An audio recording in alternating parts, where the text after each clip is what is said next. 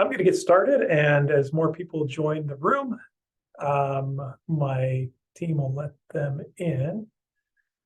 And it's good to see everyone back. It's been a while. This is our first meeting of the year for the CalPads Network.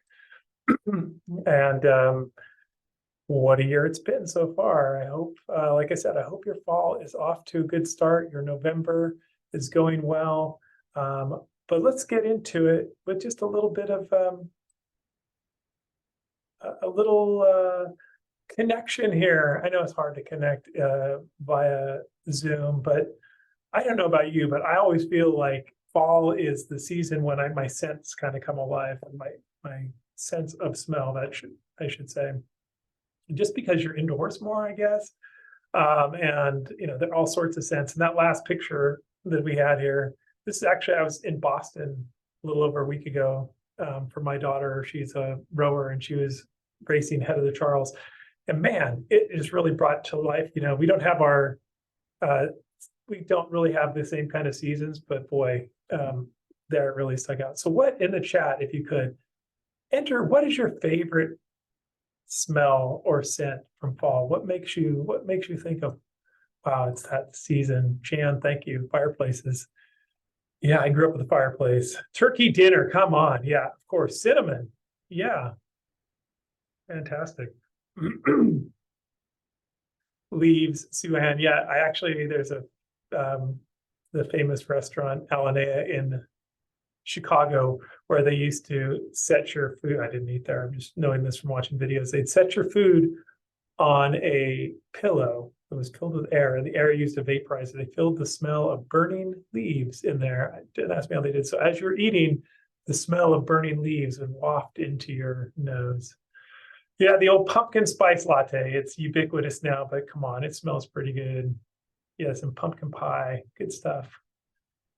Roasted chestnuts, like it. Well, thank you for indulging me, and puts us in the mood for a cozy little chat today. And I just wanted to just go through quickly the agenda for today.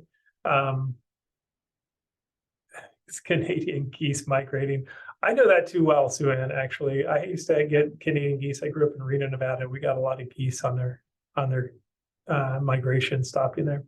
So today we're going to be I'm going to just touch base on all the upcoming meetings. There are a lot. You're probably familiar with them, including our own. But we had some changes to our schedule, so I just want to make sure those are clear. Then we're going to have some general updates. I didn't hesitate to call these miscellaneous, but I think these are all kind of relevant updates, things that have come about in the last couple months. And I just wanted to touch base and make sure we're all kind of clear on those. And then we'll get into a little bit of fall one. I probably, like I typically do, have overpacked the agenda for today, and I do apologize for that. I always think, oh, I don't have enough to fill an hour, and then I end up with way more slides than I think I can ultimately cover. For housekeeping purposes, if you could just rename yourself, including your LEA, so if we need to get back to you for any reason, we know who you are. Feel free to use the chat to post your questions. And I encourage in this group, I know it's a pretty small group, and I will say what we do rely on here is the wisdom of the crowd, because I will tell you, although I was the CalPads LEA administrator, I wasn't in the day-to-day operations, and that was a while ago. And so now I really am a step removed from the day-to-day operations, and you folks are definitely into it. So if someone has a question and they want to post it in the chat, I encourage everyone in there to utilize the chat features, which would allow you to respond. I will vet these after the fact if I can't answer in real time and make sure that they're accurate. If I can't answer something, we'll follow up through the CalPads connection with any kind of follow-up questions, because I don't know if you're aware of this. I'm sure most of you are, but former LACOE CalPads Network member Sean Walker is now with the CDE as part of the CalPads team. So we have a direct source, right? So, and I won't hesitate to take advantage of our connection with her to get answers to any of your questions that we can answer. If you want to come off mute, just raise your hand just so we can make sure we can acknowledge you. And then we do have Canvas page for today. I'm just going to go there in a second. And we are recording this, and we will post the video recording within a day or so after that. But let me just go to the Canvas page because I want to make sure everybody knows what's there. I do see the Canvas page. We just had a major redesign on the LACOE website, and one of the things that they were trying to do is like take down your links, and we'd already started that process as we moved to Canvas. But Canvas is really kind of our repository of resources and tools. So we hope you bookmarked our Canvas page for the LACOE CalPADS Network. And we'll know that anything we post will stay here kind of indefinitely. So it's really any resource that may be of use to you. If you go, where did I see that? Think about coming back here first. So we've got links to all of the meetings. Our slides for today are posted there if you haven't already downloaded those. We do have a vendor session. We only have 2 vendors who are joining us today, but Aries and Power School, unless one of our other vendors joins late. But that's a good chunk of our folks who are participating in this. Links to register for any of the upcoming meetings, including the CalPAD Special Education Data Weekly Office Hours. And then we have a number of resources that are linked to the correlating section that we're going to cover. And then a bunch of Fall 1 resources that I think you'll find helpful. Just even curating all those in one place. I think one of the challenges for anybody is just to remember where is everything. So that's our Canvas page, and we will update it afterwards with the recording and the other things that come up out of this. So back here. So the purpose of the CalPADS network, as always, we'll share timely issues, things that are cropping up. We do provide feedback to the CDE, and like I said, now we got the direct source. I'll just go right to CDE. But we also we're a member of a county office meeting group that meets with the CDE regularly to kind of vet ideas. And there's actually a lot more conversation taking place now related to how the county offices and others can support LEAs in the CalPADS submission process, because, and I'll talk about it later, but now there's actually a role for county offices to play in the event that a county or an LEA fails to certify their data. We'll get there in a minute. So we also want to build the understanding of CalPADS impact and reach. That's my mission, because I really, when I was working in a district where I had the CalPADS coordinator role, I quickly realized, boy, CalPADS is central to everything I do. And I was also in charge of assessment, state and federal programs. So I really saw CalPADS as being a real nexus of all that. And it's only gotten more and more important along the way. So I really see a big part of what I do, and I do attack this from a different standpoint than most county offices do. I'm not doing the day-to-day, but I do understand all the web that CalPADS has and how it impacts all other areas. So I tend to share resources with the intent of you sharing with those other folks, whether they're state and federal program directors or assessment coordinators, anybody else whose work is affected by CalPADS and who should have a role needs to understand the importance of CalPADS. So that's kind of where we try to help by demystifying CalPADS for those folks, and in sharing these things with you, hopefully that'll give you resources to share with them that's not written in CalPADian. So we do want to break down those silos, collective problem solving. So as things come up, and not so much in this particular month or week, we won't probably have a lot of effort to do some problem solving, but in future meetings, I think we're going to try to bake in some a panel discussion or some other problem solving, take advantage of the group we have here. And then if there are things that come up that are bugging you, and we have a couple polls today that you're like, hey, this is a pain point for me, share, so we can actually do a little bit more research to provide additional support in any way we can, or to help problem solve folks. And what happens frequently through this network and others, Sue Ann, I totally agree with you. And that's part of what I think our goal is to increase the role of LEA administrators and superintendents and their awareness of the importance of CalPADS. But a lot of times things come up out of this network or other network that we just are not aware of. And all of a sudden people are going, oh, we're having an issue with this. And it's good for us to have it on our radar, because oftentimes it'll impact a lot of folks. So here's our technical support. We are not technical support, and I don't propose to be technical support. I've described it sometimes like I feel like I'm teaching automotive technology, but I don't have a car, right? So I'm like, I am on the outside looking in. You have your hands under the hood, most of you. And you probably have a more day-to-day. I do participate in a lot of these things, but I just want to know how many of these you folks are participating in on a regular basis. I have a little poll here. I'm going to launch it. I'm just curious. So we've got the CalPads Q&A, the Wednesdays at 3. That's their weekly office hours. Then there's the quarterly regional meetings, which we just had. They're not quarterly anymore, I guess, but they're really more triannual now because they're 3 times per year. Then, it's the CalPads communications, the flash page. If you're part of the LEA listserv, if you can keep up with that, that's a lot of information. If you use the CalPads training resource page or the CSIS YouTube training channel, I don't think I included the CalPads training resource page, but I'm just curious which of these you use the most and to see how many people are participating in each of these. And if you put other in there, do me a favor and just drop it in the chat so we can know what it is that you're using so we can share.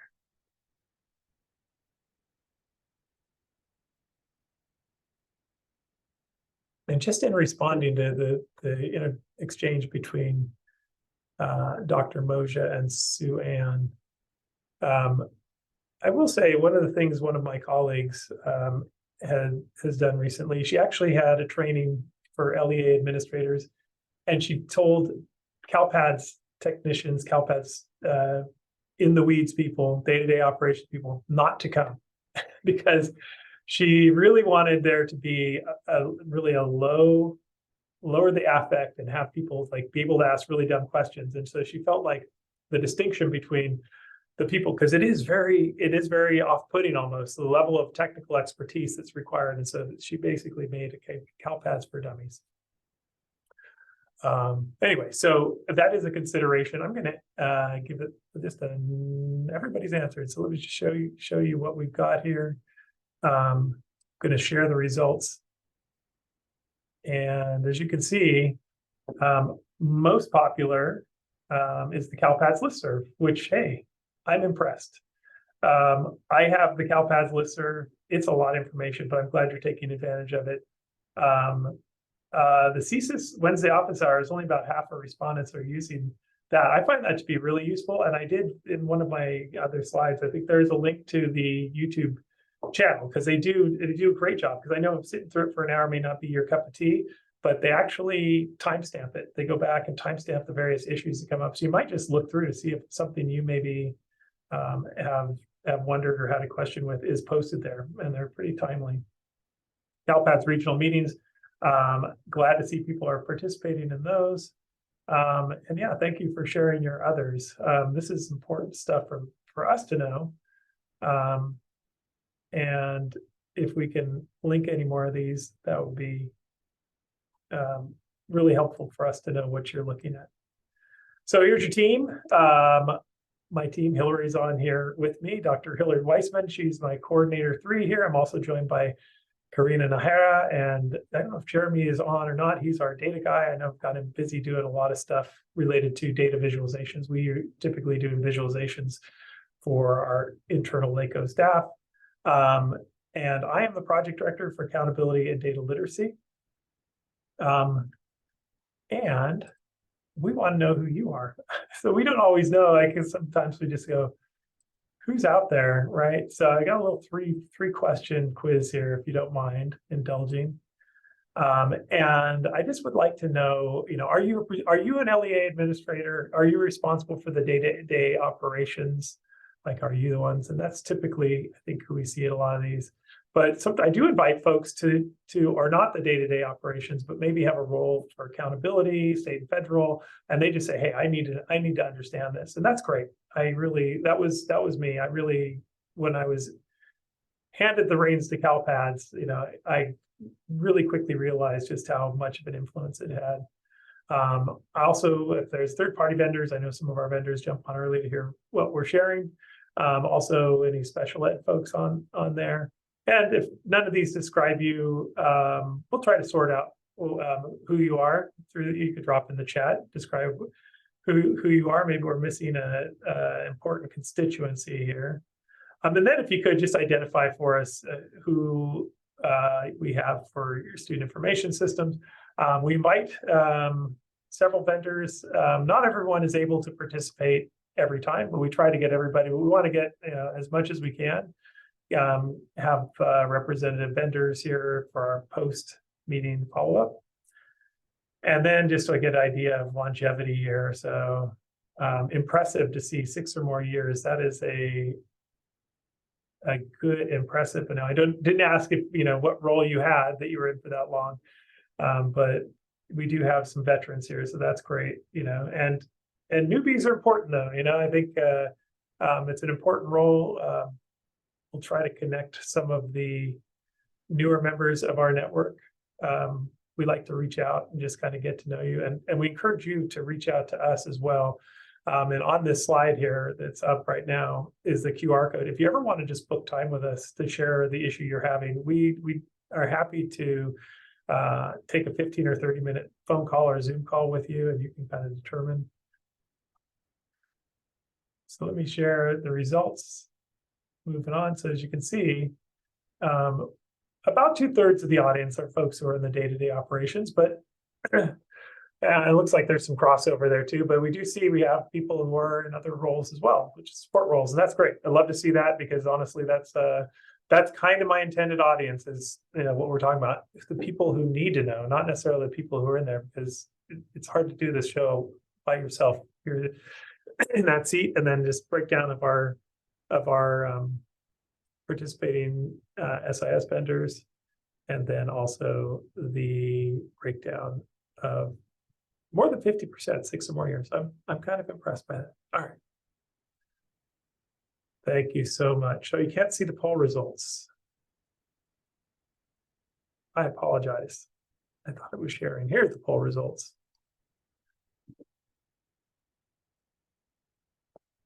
So I'll give you a minute to take a look at that.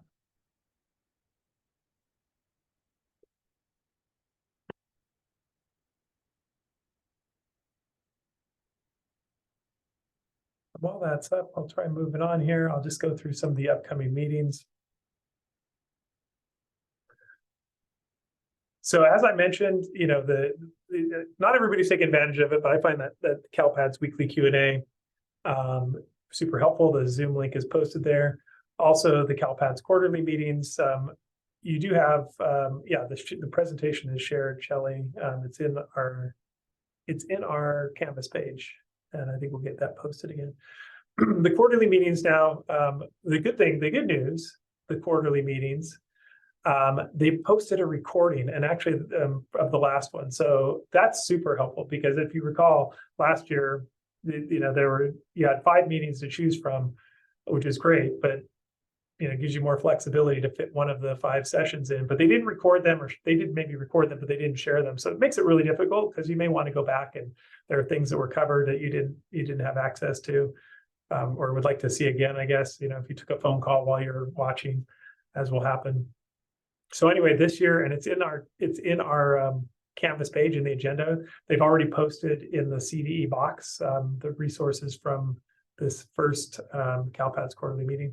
And then I just would like to note, we moved around some of our dates. The January 23rd is our next meeting. That is actually what we originally planned for, but we had to adjust. We didn't know what the CalPADS quarterly meetings were going to be. We had some conflicts there, and then we also have some spring break, so a lot of people are out. So we actually moved our final 2 sessions for the year. And so what we're going to try to do is focus a bit on the submission windows and try to take advantage of the information. So January, we'll probably look more at the fall 2 submission and any tips and tricks or resources we might have for that. Then our April and May meetings, we'll be looking at the possibility, what can we bring about for end of year? And there's a lot to consider with end of year. It's a big one. So more expertise we can bring on for that and share with you. We will do that. Also, I just want to, plug Brandy's new team in the CalPADS, the special education data. It's a huge part. I have to spend some time digging into the special education data submission. I haven't really had a lot of time, but they do have their data weekly office hours, and I've got a link there. And also, if you didn't go, we had a special education data roadshow. Brandy and company came through LACOE, but it was primarily focused on SELPA and LEA users for the special ed data systems like SACE.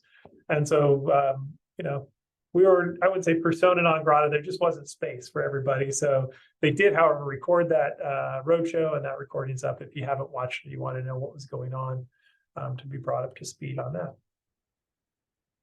I know, I love that Brandy's given the sped support. It is great when she does drop in on occasion onto those Wednesday meetings, and she is like such a walking repository of knowledge. It's just mind-boggling how somebody can walk around knowing that much stuff.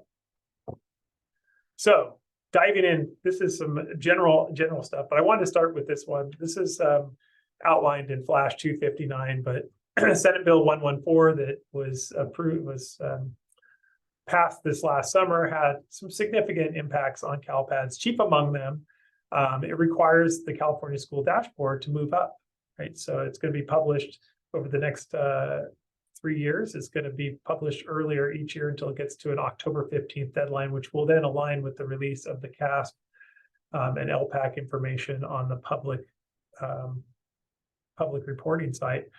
And so this is really good information to have earlier in the year for planning purposes. If I'm a superintendent, I want this information as soon as possible. Of course, it doesn't happen without getting lots of CalPads data. So yeah, it's going to be a shift, particularly for the end of year. So the proposed deadlines, and this has not been finalized. I was just talking to Sean last week, and she said, no, these are proposed deadlines still, they haven't been finalized. But as you can see, the proposed end of year deadline for certification will move up from what was last year, August 25th. Next year proposed would be August 16th. They still haven't posted even for this 23-24 school year, then August 8th, then eventually end of July. So that's going to have a huge impact. And of course, there are a lot of folks who have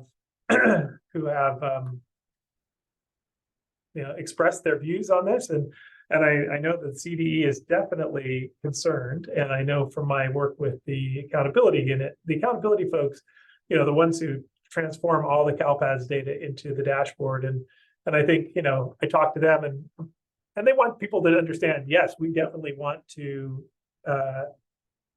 play our part in getting this work done faster. And they have hired a lot of people for their team, a lot of data folks. But there's a lot of stuff that really just is labor intensive to get the data accurate, because ultimately that's what we want, accurate data. And so there's only so much they can speed things up on their end to give more of a buffer for a later submission from the districts. And so they are trying to work, and they are considering all the implications. I think they're looking for any way that they can relieve any kind of pressure. However, this can have an impact, of course, on you. And then additionally, one of the elements of SB 114 was that moving forward, districts and county offices, so not charter schools, that do not certify their CalPads data, and this is any of the submission cycles, fall 1, fall 2, or end of year, and it begins this year, will be identified for technical assistance, or otherwise known as differentiated assistance, upon the release of the 2024 dashboard. So what we're talking about here is if your fall 1 submission this year is not certified by the deadline, you would be eligible for support. And what that support looks like is defined in education code as support around your processes and whatnot. What it is in reality, because the county offices would provide the support for anybody who were identified for technical assistance based on their inability to get their CalPad submission certified. That hasn't been worked out. We're going to be working with other county offices. It is not defined what it would look like, but it would certainly be, if it was something where it was a routine problem, I think there'd be a bigger, more technical assistance. This is kind of like the next level, right? We provide general assistance like these meetings. Differentiated assistance would be like, we're going to go in and provide you more additional support, look at the way you're doing things, processes and whatnot. But that has not been defined. And last year, there were only 5 LEAs statewide that were identified that were unable to certify by the deadlines. However, if we're shifting the deadlines much more forward, and as I think Chris is pointing out, that districts aren't planning on staffing up to accommodate, right?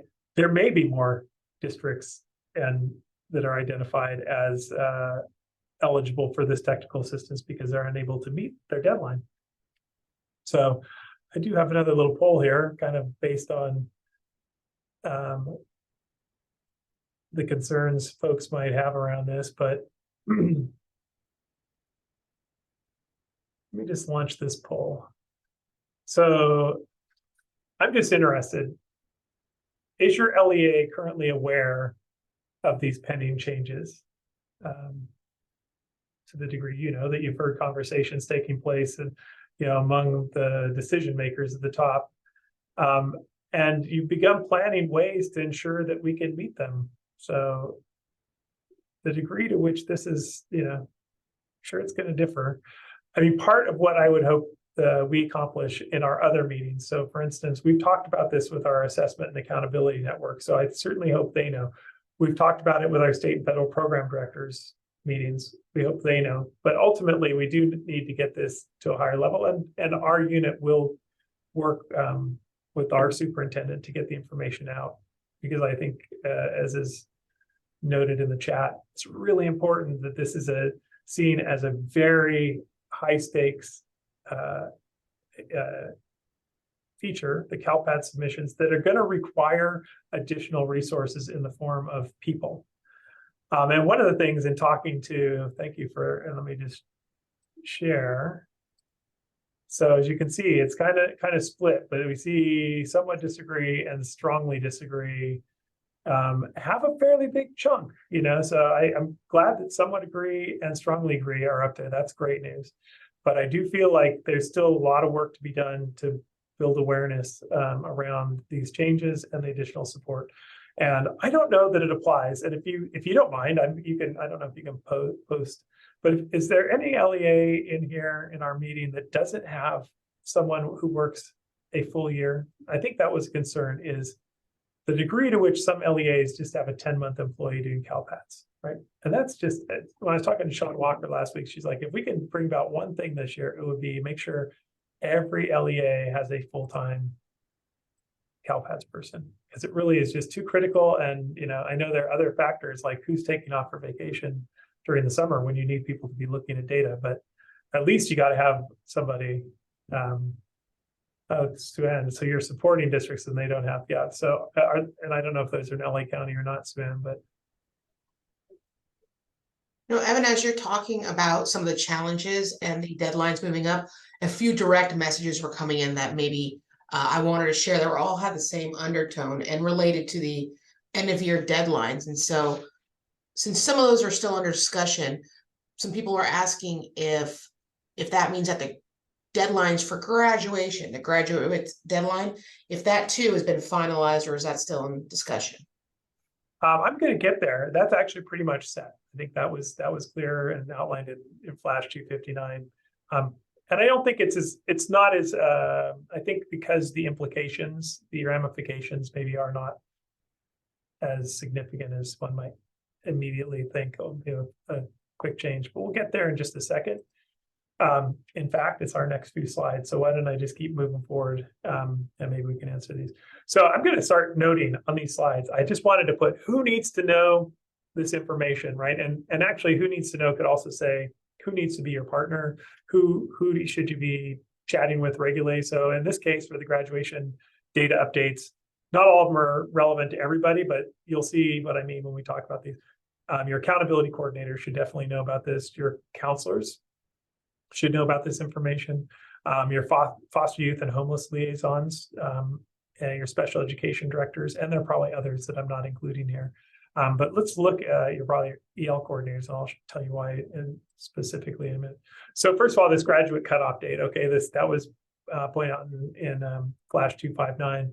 So beginning this year for the fall 2024 dashboard, that 4-year adjusted cohort graduation rate cutoff date has been changed from August 15th to June 30th. So you used to be able, if you had, like when I worked in LA Unified, and I worked in adult ed for a couple of years, and I was located on the campus at Carson High School, and we would get those kids that marched down to us, and they're credit deficient, and like they wanted to walk, and they would enter, right? And we would get those kids, we would push them through, we would get these kids to graduate, they would get their diploma, and they would be counted, right? We would get them finished with all the credits they needed, and boom, we capture those students in our prior year cohort graduation rate.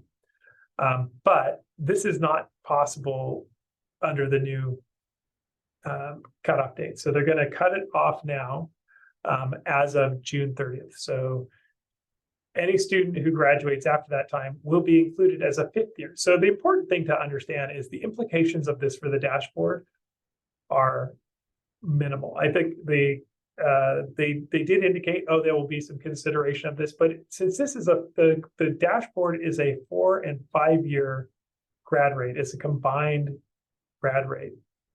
So any student who graduates after that June 30th is going to be picked up as part of the numerator and denominator for the dashboard graduation rate. So it shouldn't have any negative impact there. The only place that you would see a difference would be on DataQuest and the 4-year adjusted cohort graduation rate, which doesn't have accountability implications. It is posted there. Some folks use it for their LCAPs as one of their required metrics. You could use the dashboard requirement, however. So that's an alternative there, but that's really the only big difference is in terms of accountability, is those graduates will move from 1 year to the next. So I think that's why this was kind of set in stone. So it was, I think, and then also they're a relatively small group of students. I know that we had them, so I know that they do exist, but students who didn't graduate by June 30th, but then graduated within those next 6 weeks. And I'm trying to watch the chat here too.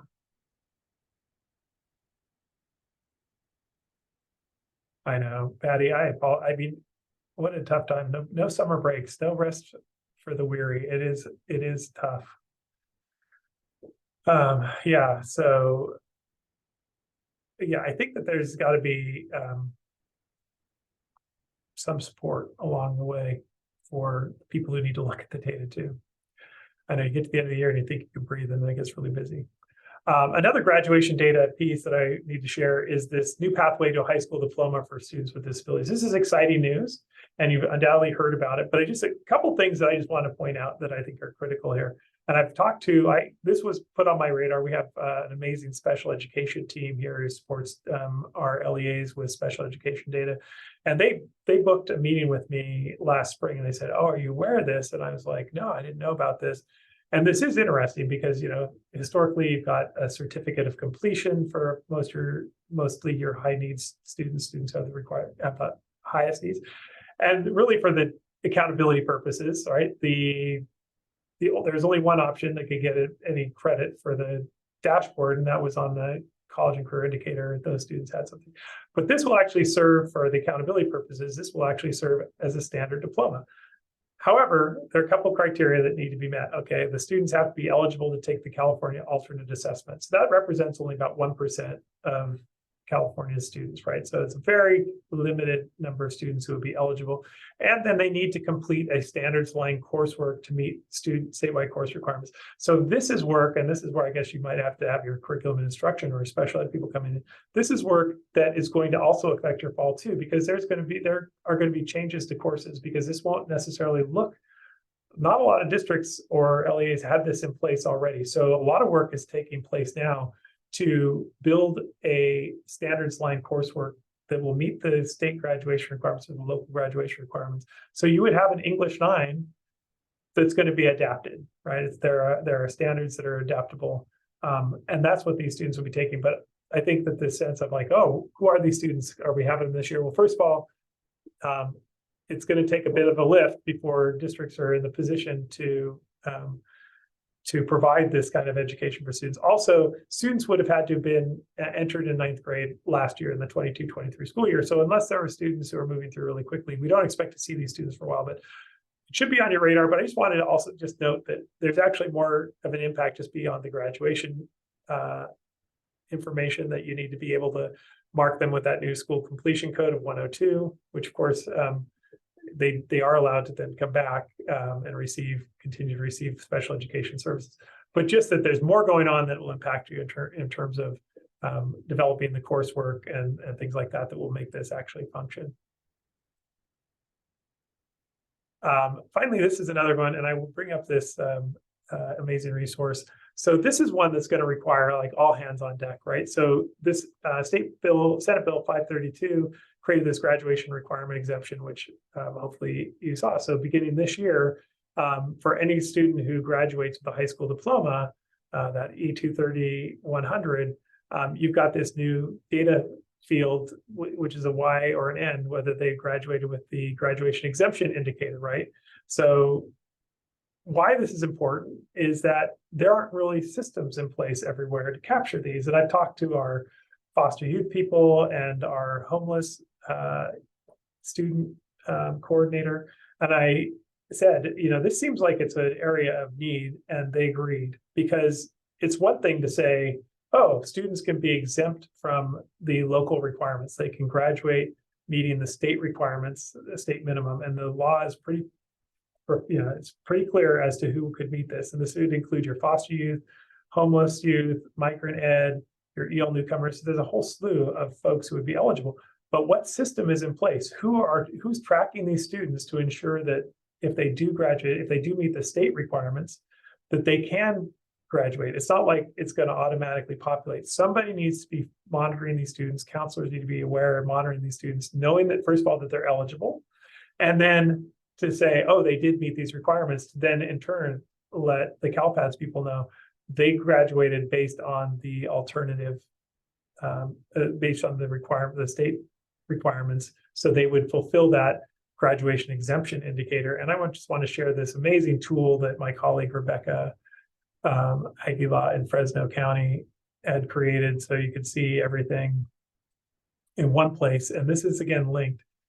This is kind of an overview. It gives you all the details of the bill and who it applies to. It explains, and she's highlighted it nicely, who should know, right? So your LEA and school administrators and school counselors could be familiar, so you might want to distribute this to them, right? And so you can see who's exempted from, from meeting the local requirements if they meet the state requirements, so could graduate. Gives you the eligible pupils. Here's some emphasis on why state and federal program directors might want to know this, because not allowing students to graduate could be a violation that would result in a uniform complaint to UCP. And then why accountability coordinators and CalPADS coordinators need to be familiar with this. And then it breaks down this nice history of where this came from. So anyway, that's linked, and she did, a great job here. I think is a wonderful resource. I definitely will put this in the hands of administrators and counselors who work with these students.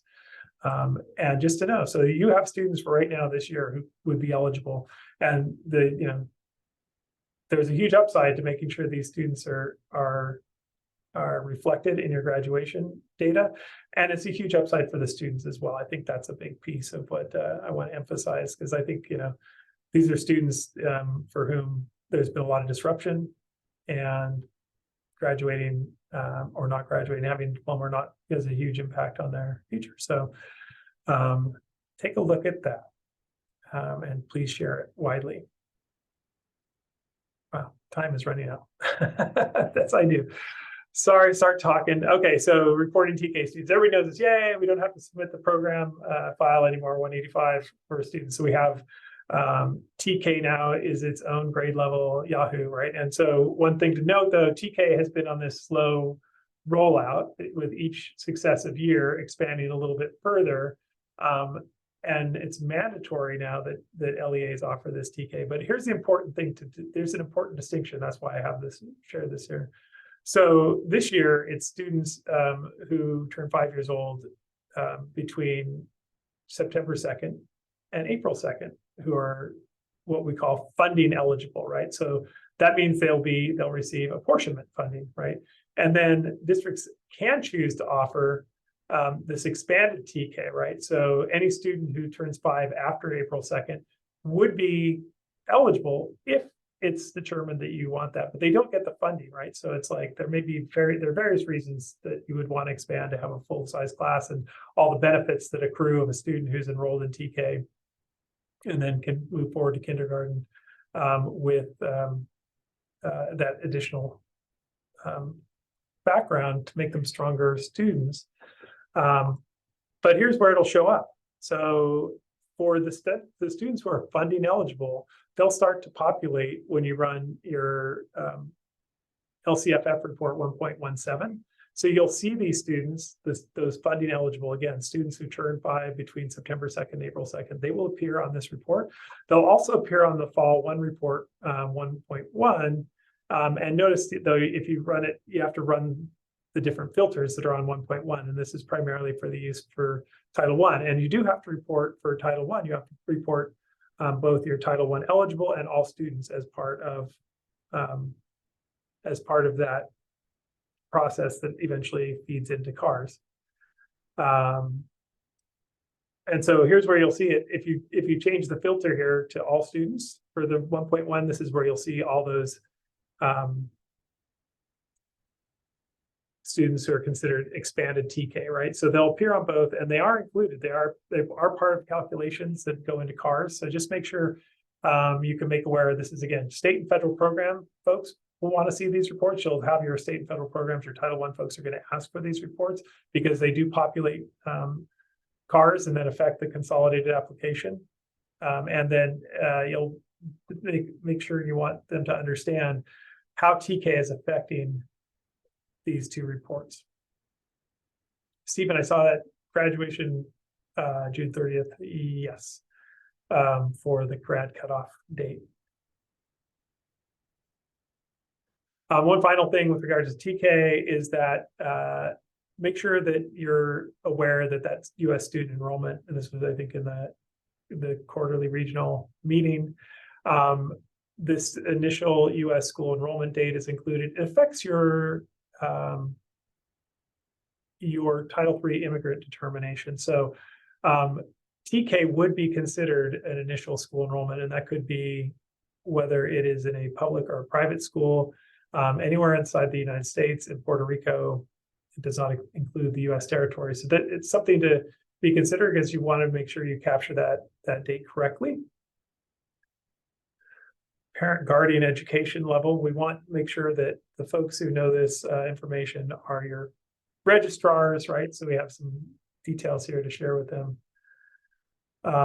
as well as your accountability coordinators, because of course, parent guardian education level affects the socioeconomically disadvantaged student group. And I think there's good information here to share with them so they don't panic.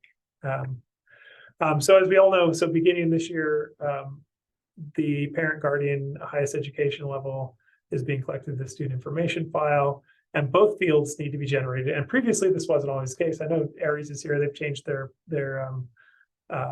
processes because it was being pulled. I think the data was being pulled from different fields. But you know, what was happening, it wasn't necessarily people inputting the data wrong. It was actually just the way it was being generated. But you'd have both names appearing in one field, right? So now you're gonna need to have all relevant. Sue-Ann, this has been a nightmare. Yeah, I've heard a lot when I've been listening to the Wednesdays at 3 meetings that this has been a problem, right? So, but this is what's required and what's being looked for. So this inclusion and identification of the parent guardian highest degree. Now, what defines the parent or guardian? And this is important because this came up a lot. Here's your definition. And so this may be something you want to share with your registrars. Like if they're wondering, right, I'm not going to read them all to you, but this is an ed code. This is the definition of parent. So as to who would be included. And the questions include, what do you do if you have four parents, right? Blended families, a lot of blended families. And that really is a local determination as to who the LEA is going to identify as parent 1 and parent 2. Importantly, though, the highest ed level is required. You don't have to go back and update. It's only if there's a new student information file or any revision to the student information file when it's going to be looking for this information to have been updated. But that updated definition is going to have an impact, right? So whereas before decline to state was not the same as unknown, now the change is that an individual who declined to state their highest education level or for whom information is unavailable. So that's changed, right? So that's a big shift this year, and it's going to affect ultimately who gets picked up and who is eligible for socioeconomically disadvantaged student group based on the parent ed level. And so you can see this is posted in the Fall 1 roadmap. And so what are the various things? So, if a student is, not, if the student's parents, both parents are not high school graduate, they would be eligible still to be included in that SED student group, and on down the line. So they decline to state, though, if one parent declines to state, they're going to be assumed, that's not going to qualify any longer. That student is no longer eligible for the SED file. So you can see how that would play out here. Now, the thing I think is important to remember is there are so many ways that a student can qualify for that socioeconomically disadvantaged student group, that in many cases, the student, even though they might not meet it for the parent highest education criteria, they would meet it in other ways. So I think, if you can share this with the folks, accountability coordinators, as they need to know, I think it would help them rest assured. I'm sure it'll have some impact. It'll sure that there will be some students for whom this data make a difference as to whether or not they're in the SED group or not. But there are a lot of other ways they're likely to have met that criteria.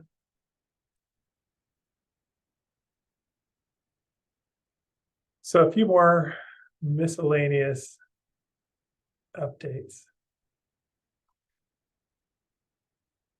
So I put this as an assessment update. I think this is actually partially assessment, but also registrars, enrollment staff. It's this language code. I would love to see in the chat how many people are affected by this.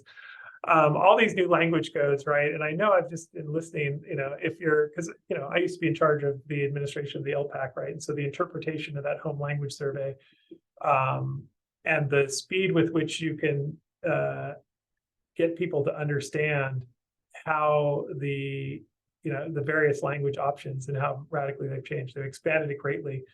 I didn't build a poll for this, but if you could use the chat, has this been a problem? I'd be interested to know if this has been a problem rolling this out, or if this is maybe a pending problem, or maybe not a problem at all. Everything's laid out in Flash 256, and the SIS vendors, I'm sure, have already addressed this in previous meetings. But I do think this is an important where you touch base with the assessment coordinators, because they oftentimes are on the front lines. I know a lot of information was being coordinated between my assessment coordinator, my CalPads person, as well as my frontline enrollment staff, and getting the language codes correct was a big deal. So Anita sharing that only past records was a problem. And so I do think the other guidance is, you have an option to update your previous records for the language codes. That could be a huge lift depending on the size of your LEA. This one just came across. This is kind of a Fall 2 issue, a little premature, but I know that just because I know around here are the assignment monitoring window just closed, right? So Fall 2 from last year closes, and then you go through this assignment monitoring process with the county office or charter schools with their authorizer. And there are a number of exceptions, the CalPads errors, right? So, anything that's an exception gets noted, but it's good time to think about, rectifying any of the CalPads errors that appeared in CalSAS during this assignment monitoring process, and to connect with your HR credentials analyst who has access to CalSAS. So you can go back in now and make modifications in the student information system before it kind of gets forgotten. And so anything that can be rectified now, and report 4.3 might not be populating yet for you, but this is the report that you could, it's the teacher assignment report that you could share as just a means of communication. Circle what's wrong, we'll get these fixed so that it doesn't happen again next year. So these are things to clear up. Hopefully, a lot of these have already been cleared up. I think this will be the third year that the assignment monitoring data will appear on the dashboard. And it took 2 years for people to kind of really be aware of it, I think. And now I think the state expects a significant decrease in the number of misassignments or not clear assignments. Some new state course codes out. So the people to touch base with and share this information, curriculum and instruction administrators, any CTE administrators. This one hits home. You got the 2 new AP state course codes, if any LEAs are offering these courses. And then importantly, I think these are a really big deal because mapping those CT state course codes in order to capture the CT pathways for the dashboard are critical. So some big changes, some retired courses, and then basically some consolidation. And I know that, just from my experience, I worked for many years in career tech ed, that the retired course codes, these represented a lot of CTE around LA County because it was, we have a lot of actors, what am I going to say? A lot of actors, directors. We have a lot of people teaching these classes, and it's a high interest course. So make sure that that's on somebody's radar to go in and remap these courses so that it's captured accurately in fall 2 and will be reflected on the dashboard for CTE pathway completers. One last miscellaneous question or miscellaneous statement here. Make sure you check your information. This is 2 things. So make sure you check your CSIS LEA CalPads contact, and your LEA, you have a choice. You can have up to 2 LEA administrators. And so your person, it may be you if you're the person who's in the weeds, or it may be the person under whom you work, right? So whichever person has been identified, it's a choice as to who be represented there. Usually, I think it's often the person who's going to be, who do you reach out to when you're trying to make corrections, or if you have questions over who owns the enrollment of a student. Also, though, take a look at the California School Directory. And I suggest this because this information is used for so many things. I don't think, I can understate this. We use it all the time to communicate to LEAs. And so not that this is necessarily your responsibility, but if there's misinformation there, and there's always a lot of turnover, particularly in charter schools where we see the listed administrator may change and somebody's got to update that information. So make sure to take a look at that information in there. And there's a link in the agenda that talks about how to make changes to your California School Directory if that hasn't been done. So this information is oftentimes out of date, and it can have an impact on who's receiving information. And since you're the data people, I'm sharing this with you. And there is a CDS directory contact in your district. I don't know if it's you, but if you go to that CDS directory, you'll see who that person is to make recommended changes. So with a few minutes remaining, I'm just going to have time to touch on some of the big concepts here and share a couple of resources with you. And let's just launch one more poll because I'd love to know how you are all doing here. So how's fall 1 going for you so far? Love to know. Is it the smoothest fall 1 you've ever experienced? Is it going well? It's going well so far. Fingers crossed it's going to be smooth. You never know. You don't want to jinx yourself, knock on wood. It's okay, not perfect. Check in December. You're kind of still sitting on the fence, right? Or is it a total nightmare so far? And if it's a total nightmare, I've got another poll in a second so you can share what that is.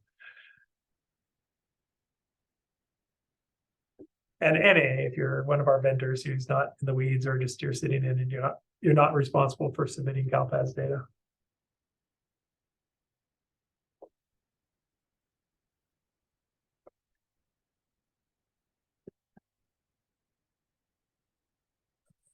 One more response and then I'll share. Who's going to be our 15-second person to respond here? There we go. All right. So I'm going to end the poll and I'm going to share the results with you.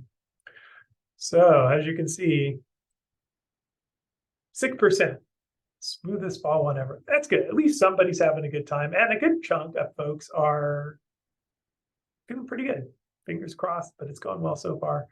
And by and large, that bulk of folks, I think we've all just become a little bit cynical, right?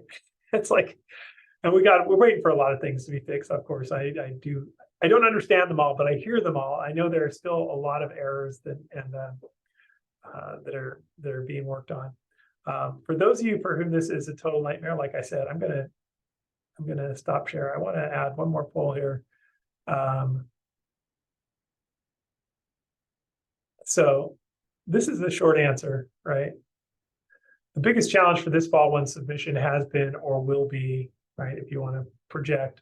So if you're having that, if it's been a nightmare, and this is a short answer, so we'll just take a look, because this is where I maybe get a sense of what the pain points are, to give us a better sense of, other resources we can provide, or even just to share it with the state where people are in the trenches.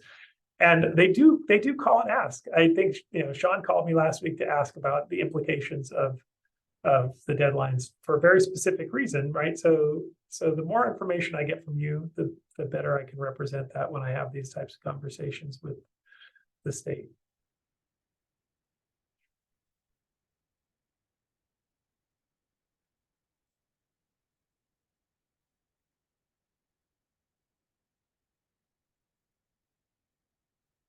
So while you're answering that, it may take a second for everybody to answer, but I only had about a third of respondents so far. I'm going to kind of go in because I know I like I said, I definitely. So here's the data that's collected. We all know this is current year enrollments, prior year dropouts, immigrant counts, free and reduced price meal eligibility, unduplicated pupils for LCFF, language acquisition status, the language instruction, the LIP, and then the special ed program plan and type and all the related information. And so the implications are huge. The implications are both financial. So you have LCFF supplemental concentration grant funding, Title I funding, Title III funding for limited English proficient and immigrant, and the data that's reported on DataQuest and the IDEA and the SARCs, your Title VI and IX reporting civil rights data collection, I think is impacted. I know some of you are in the midst of that right now. So these are all the implications, and it won't get done unless you have a team to help you. I'm going to end the poll here. I've had it open. Let me just end that. And I'm going to quickly share the results. I don't know, actually, it's not showing me details. SPED errors. I don't know if you're able to see this. Let me just quickly share screens here. Oh, it's not, you know what, I'm not going to share that because I wanted that to be anonymous. So I'll share that. I'll anonymize that and share that later after the fact so you can see what other people are struggling with. But let's get back to our presentation with the time we have left. So you need to have a team involved in this process, right? So like I mentioned earlier, foster youth, homeless have a big role with the graduates at the end of year, but they also have a big role for determining student levels. Now, your migrant coordinators, your nutrition team, your nutrition director, your CBOs and other fiscal staff, your state and federal program directors. A huge part for the dropouts by subgroup would be your school counselors and your registrars. School counselors should definitely be taking a look at reports. Your EL coordinators have a number of aggregate reports they should understand and be able to look at. And your special ed coordinators also have and these, I updated the reports. This is an old graphic we lifted off of CSIS, and so we updated with the new report numbers. But what do you have in place to make sure you capture everybody? So I have some resources that I think are fantastic. Again, relying on my colleagues at other county offices. But there are two templates here that you might take a look at. One is from the San Diego County Office of Ed, and another is from my colleague Rebecca at the Fresno County Superintendent of Schools office.